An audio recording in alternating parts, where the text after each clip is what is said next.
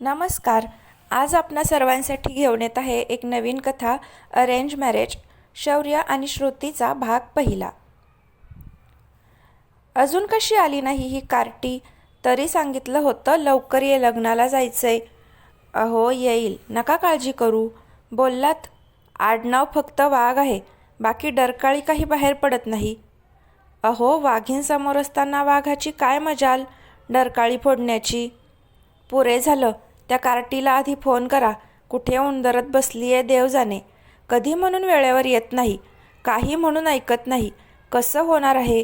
पोरीची जात आहे, पण कुठल्याच अँगलनं पोरगी वाटत नाही. वसंतरावांनी एक सुस्कारा टाकला आणि फोन हातात घेतला. इतक्यात डगडग डगडग बुलेटचा आवाज आला. आवाज ऐकून वसंतरावांनी सुटकेचा श्वास घेतला. ती आत आल्याबरोबर कौसल्याबाईंनी तिचा कान पकडला. किती वाजले? घड्याळ बघ. किती वाजता ये म्हणून सांगितलं होतं? आई, अगं कान सोड आधी, मग सांगते तुला. वसंतराव मध्येच बोलले. अगं झाला आता उशीर, आवरायला घ्या बरं, लग्नाला जायला उशीर होतोय. कौसल्याबाई म्हणाल्या. घ्या, लेकीचीच बाजू घ्या. नको एवढी मोकळीक दिलीये. उद्या लग्न झाल्यावर सासरचे माझ्या नावाचा उद्धार करतील. आई, मी नाही हा इतक्यात लग्न करणार, आधीच सांगते. मग किती वर्ष आमच्या डोक्यावर बसणार आहेस? तुझ्या या वयातच सुलेखाचं लग्न झालं. काय वाईट झालं तिचं? ते काही नाही, हे शेवटचं वर्ष तुझ्या शिक्षणाचं. अहो ऐकताय ना मी काय म्हणतेय? आत्तापासून स्थळं बघायला सुरुवात करा, म्हणजे पुढच्या वर्षापर्यंत मोकळे होऊ. म्हणजे मग नंतर सुशांतच्या लग्नाचं पाहता येईल. बाबा, सांगणार रे आईला. वसंतरावांनी तिला डोळ्यांनीच खुणावलं. हो कळतं हो बापलेकीचं काय चालतं ते. आता जा आणि तयार हो आणि साडी नेसा. आपण लग्नाला चाललोय. जरा लोकांना समजू द्या वसंतरावांना अजून एक कन्यारत्न आहे ते. साडी? काहीही काय? कौसल्याबाई रागातच म्हणाल्या. सांगते तेवढं ऐकायचं. ती मुकाट्यानं तिच्या रूममध्ये निघून गेली. कौसल्याबाईंनी तिच्यासाठी साडी आणि त्यावर मॅचिंग दागिने आधीच काढून ठेवले होते. तिने साडीकडं पाहिलं आणि पाय आपटतच बाथरूममध्ये फ्रेश व्हायला गेली. बाहेर येऊन तिने ती साडी नेसली. येत नव्हती, पण यूट्यूबवर बघून बघून ती साडी नेसायला शिकली होती. साडी नेसल्यावर तिने कानातले घातले. केवढे मोठे आहेत हे. आणि आता ह्या बांगड्या, यार किती हेवी आहे हे सगळं. इतक्यात कौसल्याबाई तिच्या रूममध्ये आल्या. अगं बाई माझे, अजून तयार नाही झालीस? त्या पुढे आल्या आणि तिच्या हातात बांगड्या घालू लागल्या. आई, हे घातलंच पाहिजे का? किती हेवी आहेत त्या, आणि काचेच्या पण आहेत. कुठे धडपडली मी तर लागतील मला. हो तर धडपडायला लहानच आहेस ना. चांगली 21 वर्षाची घोडी आहेस. आणि काय ग हे केस कधी वाढवणार आहेस? उद्या सासरी गेलीस ना की ते सासरचे लोक म्हणतील आईचाच लाड असणार. नाहीतर एवढी मोठी झाली तरी अजून बालिशच आहे मुलगी. हे बघ, तू नको टेन्शन घेऊस. मी माझ्या नवऱ्याला आधीच सांगेन. त्याला जर पटत असेल तरच आपण लग्नाला हो म्हणू. म्हणजे तू त्याला सांगणार आणि तू त्याला हो म्हणणार? बाई, कुठल्या मुहूर्तावर ही कार्टी जन्माला आली आहे? अख्ख्या घराचं नाव घालवणार आहेस. जरा त्या बापाकडे पहा. इतक्यात वसंतराव हाका मारू लागले. अहो झालं का? लग्न लावायला जायचं आहे आपल्याला. त्यांच्या मुलांच्या बारशाला नाही जायचं. जशी पोरगी तसाच बाप आहे. काय बोलावं तेही समजत नाही. त्या दोघी बाहेर आल्या. वसंतराव आपल्या लाडक्या लेकीकडे पाहतच बसले. ती दिसतच होती इतकी सुंदर. तिची आजी लगेच म्हणाली. अगं कौसल्या, दृष्ट काढ बाई पोरीची. आज कसली भारी दिसतीये. आजी, दृष्ट काय काढ, जोकर झालाय माझा. कसं दिसतंय? तर ही आहे आपल्या कथेची नायिका श्रुती वसंत वाघ. वसंतरावांचं शेंडेफळ. BSc last year. कराटेमध्ये ब्लॅक बेल्ट मिळाला आहे. हाईट 5 फूट 7 इंच.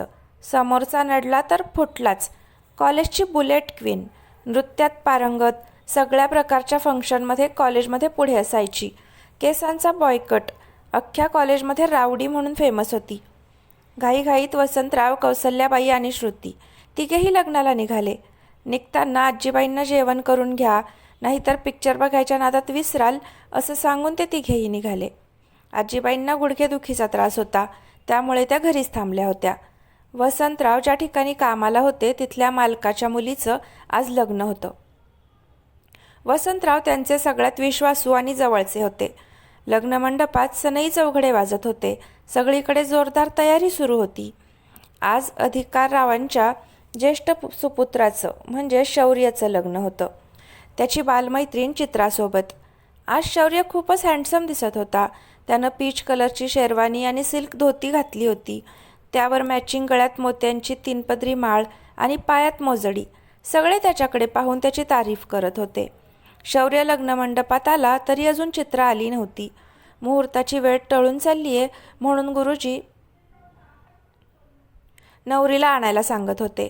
मिथिलेशराव अजून चित्रा का आली नाही म्हणून तिला पाहायला तिच्या रूममध्ये गेले. त्यांच्या मागे त्यांच्या पत्नी जानकी देवीही गेल्या. रूममध्ये गेल्यावर ते चित्राला हाका मारू लागले, पण काही केल्या चित्रा त्यांना दिसेना. इतक्यात जानकी देवींचं लक्ष तिथल्या पलंगावर गेलं तर चित्राचे लग्नासाठी घेतलेले कपडे तिथेच होते आणि त्यावर एक चिठ्ठी ठेवलेली त्यांना दिसली. त्यांनी मिथिलेशरावांना हाक मारली. अहो, ही चिठ्ठी कसली आहे? मिथिलेशरावांनी लगेचच ती चिठ्ठी उचलली आणि ते वाचू लागले. प्रिय डॅडा, मी हे लग्न करू शकत नाही. का तेही सांगू शकत नाही. प्लीज जमल्यास मला माफ कर आणि माझा शोध घेऊ नकोस. तुझी लाडकी चित्रा. जानकी देवी तर जोरातच ओरडल्या. अहो, हे कसं काय म्हणजे? आणि त्या तोल जाऊन पडणार तोपर्यंत मिथिलेशरावांनी त्यांना सावरलं होतं. दोघेही हताश होऊन बसले होते. इतका वेळ का लागतोय ते बघायला अधिकराव आणि त्यांच्या पत्नी कावेरीबाई या दोघांना शोधत आल्या. मिथिलेशरावांना असं हताश होऊन बसलेलं पाहिल्यावर अधिकरावांनी काय झालंय ते विचारलं. मिथिलेशरावांनी चित्राने ठेवलेली चिठ्ठी त्यांना वाचायला दिली. अधिकरावांच्याही पायाखालची जमीन सरकली. कितीही झालं तरी ते दोघे बालपणीचे मित्र आणि बिझनेस पार्टनर होते. अधिकरावांनी मिथिलेशरावांना धीर दिला आणि पाणी प्यायला दिलं. त्या दोघांनाही आधी शांत केलं, पण आता पुढे काय करायचं हा मोठा प्रश्न होता. कारण लग्नासाठी नामवंत बिझनेसमन आले होते आणि ह्या दोघांच्या मैत्रीची आणि बिझनेसची सगळीकडे चर्चा होती. त्यात शौर्य लहानपणापासून चित्रावर प्रेम करत होता. आता या क्षणाला नेमकं काय करायचं हा दोघांसमोर मोठा प्रश्न होता. कोणीच कसं येत नाही अजून म्हणून शौर्य लग्नमंडपातून उठून या सगळ्यांना शोधत आला. त्याने अधिकरावांना त्यांच्या तिथे येण्याचं कारण विचारलं. तसं अधिकरावांनी त्याला चित्रानं लिहिलेली चिठ्ठी दाखवली. तो तर पुरता हादरला होता. हे कसं शक्य आहे? तिचंही माझ्यावर प्रेम आहे असंच म्हणाली होती ती, आणि अशी कशी कोणतंही कारण न सांगता निघून गेली? शौर्याला खूप राग येत होता. नाही म्हटलं तरी दोन्हीही घरांच्या इब्रतीचा प्रश्न होता. शौर्य रागातच हातांच्या मुठी आवळून चिडून बोलला. डॅड, बाहेर काय सांगायचं आता? लग्न मोडलं म्हणून? अधिकराव त्याला म्हणाले. थांब शौर्य, असं आतताईपणे निर्णय घेऊन चालणार नाही. थोडा विचार करू दे. शौर्य चिडला होता. आता काय विचार करायचा डॅड? जे झालंय ते बदलता येणार नाही. त्यावर अधिकराव त्याला म्हणाले. हो, पण दोन्ही घराच्या इज्जतीचा प्रश्न आहे. काय आणि किती बदनामी होईल? कोणीच कुठे तोंड दाखवायच्या लायकीचं राहणार नाही. मग काय करायचं आता? शौर्य हताशपणे म्हणाला. तसे ते सगळेच हताश होऊन विचार करत बसले.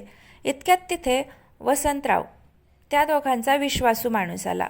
लग्न का थांबलंय हे विचारायला ते आले होते. त्यांनी मिथिलेशरावांना हाक मारली. साहेब, काय झालंय? लग्न का थांबवलंय?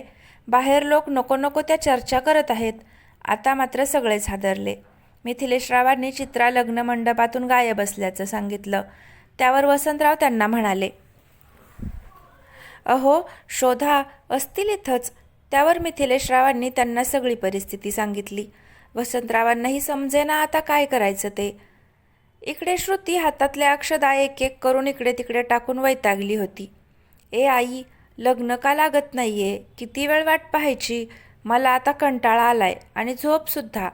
तशा कौसल्याबाई तिला म्हणाल्या. ए बाई, इथे झोपू नकोस. आणि झोप यायला काय झालंय? बसली तर आहेस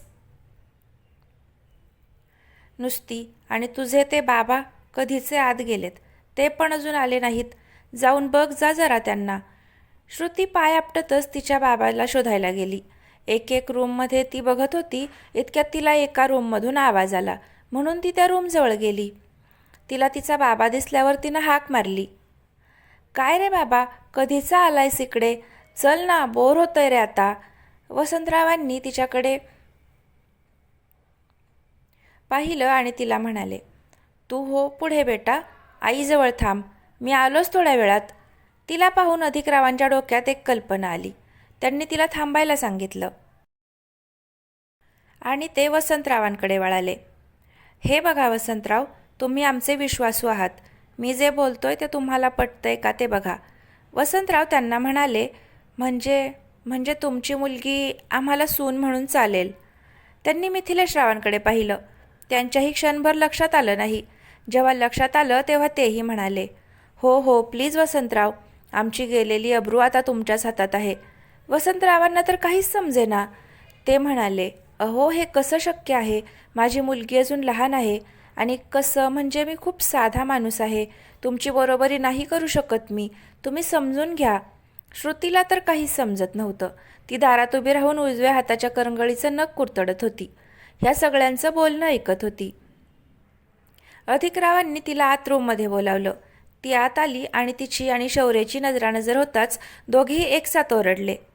शौर्य तिला म्हणाला, तू इथे काय करतीयस? आणि ती शौर्याला म्हणाली, सर तुम्ही इथे, म्हणजे तुमचं लग्न आहे? सगळेच त्या दोघांकडे आश्चर्यानं पाहत होते. आता तुम्हाला कळलंच असेल कथेचा नायक कोण आहे ते. शौर्य अधिक राजाध्यक्ष. वडिलांचा बिझनेस असून देखील शिक्षणाची आणि शिकवण्याची आवड असल्यामुळं कॉलेजवर प्रोफेसरची नोकरी करत होता. त्यात मॅथ्स विषयात मास्टरकी केली होती आणि श्रुतीच्या क्लासला तो मॅथ्स विषय शिकवायचा. हाईट 6.5 फूट, एकदम हँडसम होता. पोरी तर त्याला बघून फ्लॅट व्हायच्या. त्यात त्याची ती किलर स्माईल, पोरी पार फिदा होत्या त्याच्यावर. श्रुती मॅडम वगळता. तिला हा सगळा फालतूपणा वाटायचा. सगळेजण शौर्य आणि श्रुतीकडे आळीपाळीनं बघू लागले. म्हणजे तुम्ही दोघं एकमेकांना ओळखता? अधिकराव आश्चर्यानं म्हणाले. शौर्य म्हणाला, हो डॅड, ती माझी स्टुडंट आहे. मग काय झालं? अधिकराव म्हणाले. ओळखताय ना, बाद झालं. हे पहा साहेब, खरंच सांगतोय. अहो खरंच माझी मुलगी लहान आहे अजून. तिला या सगळ्याची समज नाही, अल्लड आहे. अजून तिला नात्यांची जाण नाही. वसंतराव तुम्ही नका काळजी करू, आम्ही आहोत ना, आम्ही सांभाळून घेऊ. इतक्यात श्रुती म्हणाली, म्हणजे तुम्हाला काय म्हणायचंय? माझं लग्न सरांशी? नाही नाही नाही नाही, आपल्याला नाही जमणार बुवा.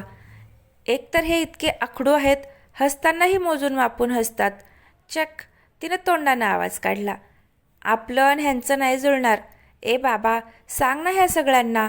आणि मला तर इतक्यात लग्नच नाही करायचं. एक मिनिट, आखडू कोणाला म्हणाली तू?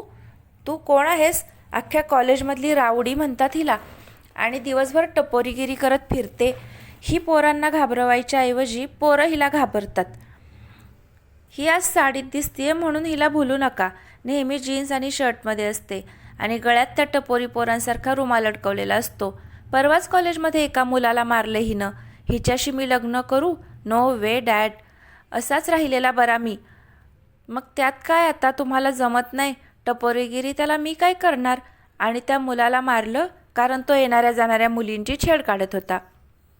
आपण उगीच कोणाला पण हात लावत नाही आणि आपल्याला पण हौस नाही तुमच्याशी लग्न करायची, समजलं काय? श्रुती पण फुल ॲटिट्यूडमध्ये त्याला बोलली.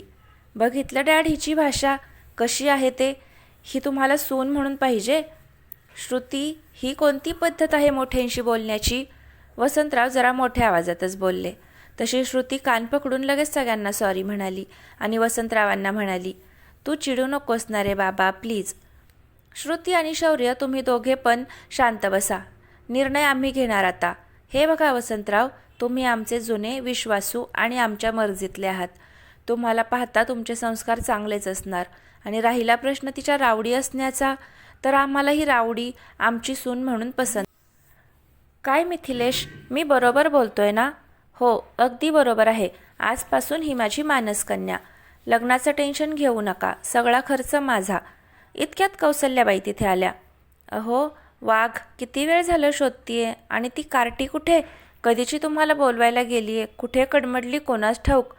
वसंतरावांनी कौसल्याबाईंकडे रागाने पाहिलं. तशा त्या वरमल्या. इतक्यात कावेरीबाईंनी त्यांना आत बोलावून घेतलं. कौसल्याबाई सगळ्यांना बघून भांबावल्या. वसंतरावांनी डोळ्यांनी शांत राहण्याची खूण केली, पण शांत बसतील त्या कौसल्याबाई कसल्या. अहो, काही झालंय का?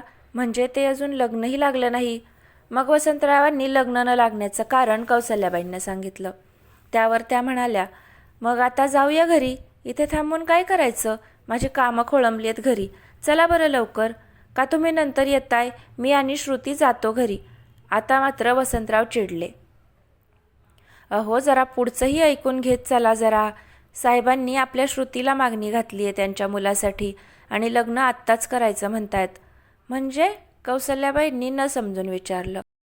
त्यावर अधिकराव म्हणाले, हे बघा ताई, चित्रा ऐन लग्नातून गेली आहे. आता जर लग्न झालं नाही तर दोन्ही घराण्याची बदनामी होईल.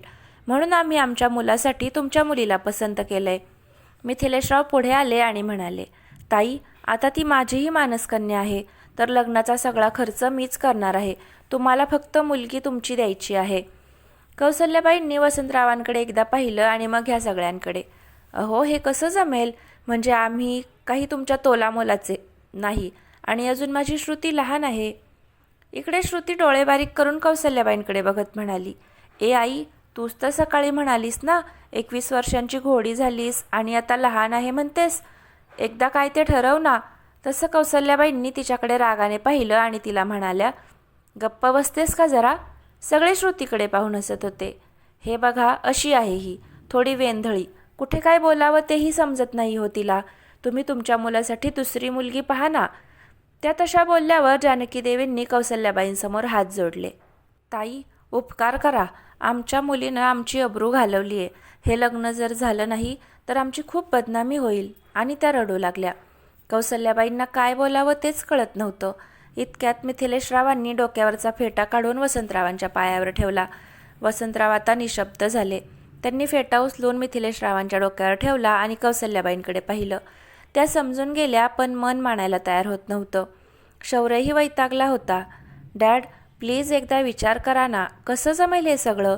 आणि तुम्हाला माहिती आहे ना माझं चित्रावर किती प्रेम आहे ते. मी दुसऱ्या कोणत्याही मुलीला तिची जागा कशी देऊ? आता मिथिलेशराव पुढे आले.